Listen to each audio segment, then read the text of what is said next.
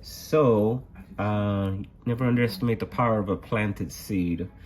And I'm gonna go with this. Okay, so by the way, first, if you guys don't own a Rocketbook, you need to get one. They are super helpful. You can do your work on your sheet of paper here, and then you can take a picture of it, scan it, print it, email it, do whatever you want with it. It also comes with an app and this really cool pen. It has an eraser. It's not really an eraser, it's a little piece of plastic that erases. And it's like endless paper, really.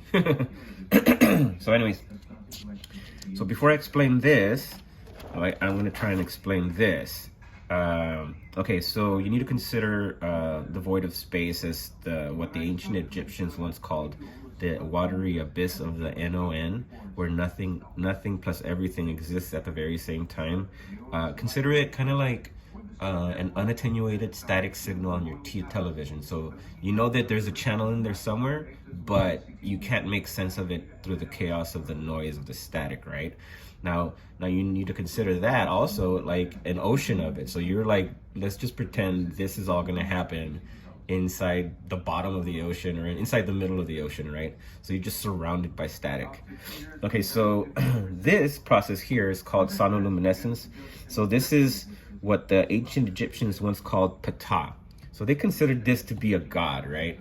So, but it's not a god. What it is the sound of a sudden breath. So it's the explosion of sound, really. Okay, so that's what the scientists will call the Big Bang Theory, and we're actually at ground zero. So it wasn't a Big Bang Theory that happened somewhere out there. No, it happened here on Earth. People will try and convince you that it's not the case, but of course the universities will try and convince you that is the case. But what's it called? It's not. Okay. So anyways. So what happened here, now you need to imagine this process here happening here. So this is called sonoluminescence, it's cavitation, and it's an implosion. So sonoluminescence is when sound creates a certain vibration in water, which creates a light, which is created by the implosion of sound within the water. Okay, so implosion is just versus explosion. And so implosion would be like lightning, and explosion would be like fire, right? So implosion is like a million times more powerful than explosion. So so you internalize the heat versus exploding it out, right? Okay, so consider this the surface of the water, right? And remember this process here is this process here. So so consider like the surface of the water. So we're this here is actually this line here, right? So what happens first is you have a resonance, which creates a pitch, which creates an oscillation, which creates a frequency, which creates light, right? So what happens is the light went out, the sound went out, created all this stuff. So first you have sound, right? So sound is actually faster than the speed of light. It's actually super luminal, which means it's faster. And what's it called? There's a study by the University of Tennessee that's really easy to understand. It basically explains why sound is actually faster than light, because it's built, the entire fabric of existence is actually built on the first initial sound, which would have been the Big Bang Theory, and explains spooky action at a distance or quantum entanglement. Oh look, I put it up here.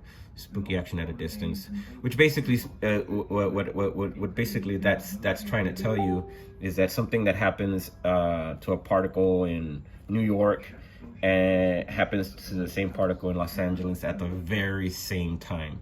So that's what they call spooky action at a distance. So of course you can increase the distance between these 2 points, which would be like Mercury and Pluto, and something happens to this thing at the same time as that thing. So there's no travel time basically. So it's instant. So that's what they call quantum entanglement, or spooky action at a distance. So anyways, where was I going with this? Okay, so so you have all this energy that goes up, right? But then it has to come back down because it hits the surface of the water, and it comes back down, and it implodes on itself, creating matter. So when that happens, you get this. So now you need to remember that the ancient Egyptians, they had all these gods, right? But what people don't understand is that they had a god for everything. So like, for example, Geb is the god of dirt or ground, right? So so this is right here. So what happened was that when the light was coming back up to go back in, it created the dirt, and then it created the pyramid. So the pyramid is actually not created by aliens, it's not created by man. It's actually created by the sound frequency of the dirt being assembled into a cohesive unit of trajectory. So so what we have here is now you need a way to control both the forces of water and fire, or thought and emotion. So you have this. So you have the pituitary gland and the pineal gland. Then you have like the left testicle and the right testicle, or the ovaries, conversely, right? Okay, so this creates a toroidal force that mimics what you would. Oh yeah, so this spiral here. So this is kind of like the Fibonacci spiral. So that's the creation force. So this is everywhere. It's like also on your thumbs. So the Fibonacci. So like if you were to squeeze a ball of clay, it would create the clay would form a perfect Fibonacci spiral. So this is thought and emotion. This is I mean, the best way to explain it is pineal is father, which is fire, which is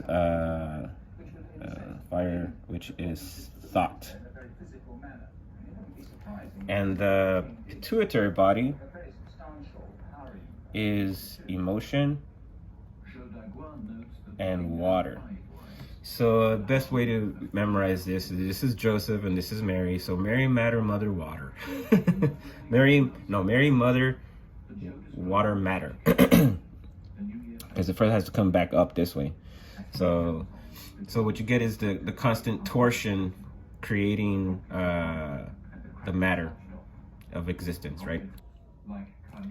Okay, so along with this corresponding with your pineal gland and your pituitary gland, and these two with your right and left testicles or ovaries, this can also be considered the sun and the moon. The sun would obviously be the masculine and the moon would be the feminine. So whenever you hear the two merging into one, that's when your body is filled with light. So that's merging of the masculine, which is thought, and the feminine, which is emotion. So everybody's seen the caduceus, right? So this is basically what's happening inside, I'm gonna butcher this, I know it, but so something like that. So you guys have seen the caduceus. So basically when you merge everything, it becomes a solid line, right? So this is happening within your body, but it's also happening within the body of your significant other. That's why a man and woman are important. So a man becomes one and a woman becomes one, and when they combine together, they become a very powerful one. So that's what you're supposed to do. By the way, so the pyramid actually lies at the very center of all the land masses in all the earth. Of course, you would have to look at it more like on a flat map, but so that's how that works. Okay, so now that I kind of explained this, you kind of get like a real good basis of what's going on over here. Okay, so this is actually a little simpler, but so this could be, if I erase this, I think you'll understand it a little better. Well, first I'll put it down if I have to again. Okay, so this is a sine wave, right? So this could be a second, this could be a minute, an hour, a day, a week, a month, a year, off into a great year, which is about 26,000 years, right? So this is actually happening in 3D physics. So that's why I had this over here. So for example, if you put this down right here, this would be 6 a.m., 12 noon, and then you got 6 p.m., which is sunset. This is where the Libra point is. And then you got 12 a.m., it's 12 in the morning. Okay, so this is expressed this way also, right? As humans, we've been indoctrinated to look at it this way, but it's actually happening this way. and this is where that spiral is happening. So a good way to look at it is like a human hair follicle. If you cut it, if you take a cross section of it, it actually just looks like a tree. It looks like tree rings, right? Because it's the same. It's following the same pattern as the Fibonacci spiral. In fact, the heart also is shaped like a hair follicle. Not the hair follicle, but the root of the hair is shaped like a heart, because from the heart you get the growth of the tree. So you guys should look it up. It's kind of crazy. So the hair root, the root ball looks exactly like a heart. So anyways, so what I was trying to get to all that is that, for example, me, and I'm going to use myself as an example here, and I'm going to use the year instead of going to like maybe, let's say, like a minute or an hour. I'm going to go with a year. So I'm going to use myself as an example. So I was born in July. So if I go this way, I'm a Cancer. So if I go this, oh, by the way, the year always starts in March, right? And then it ends in March again, technically, because it's coming back up. Okay. So, let me see. So my gestational period for my mother had me in her belly, July, June, May, April, March, February, January, December, November. So I was conceived in November. That means that all of these minerals that are within the months that I was within my mother are the minerals that were accepted by my builders, which were my mother and father, right? But then there's certain minerals that were rejected. Okay, so you need to realize that the sun, as it's going around, it's giving you information. So that's very key. So the sun, so words, example, when the sun gives a ray of light into your eyes, it actually gives you a frequency which can be translated into words, right? Or minerals or matter, right? So the sun actually gives you information, because remember I said you have a sound which creates a frequency which creates a light, which then creates matter when it hits your water, right?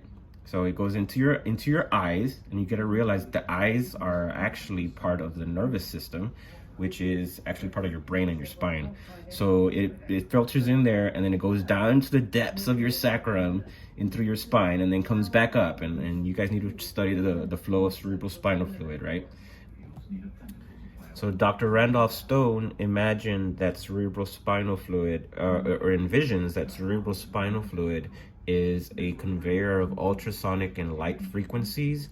And not only that, but it is also a storage field. So there's an interesting quote that says that he who has discovered the world has discovered the corpse, and of he who has discovered the world is not worthy. I'm not sure if I paraphrase that, but it sounds pretty accurate. So anyways, so basically what I'm trying to say here is that there's certain minerals that you as a person need.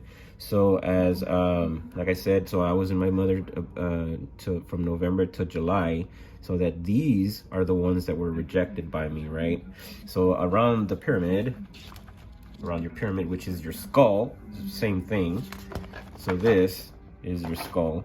So this is it has 144,000 casing stones on the pyramid itself. So a lot of people don't know, but the pyramid isn't actually complete now. It used to be, but it had 144,000 casing stones, which made it a beautiful white pyramid, right? So anyways, so that's what you need in order to complete your cycle. So you need whatever minerals, whatever grows here. So like I said, it's very easy to understand. So like certain fruits and vegetables grow certain parts of the year only, right? So whatever for me grows between, let's say, July and November, that is exactly what my body needs in order to ascend. So that's pretty much it, guys. I hope you like it. All right, peace out.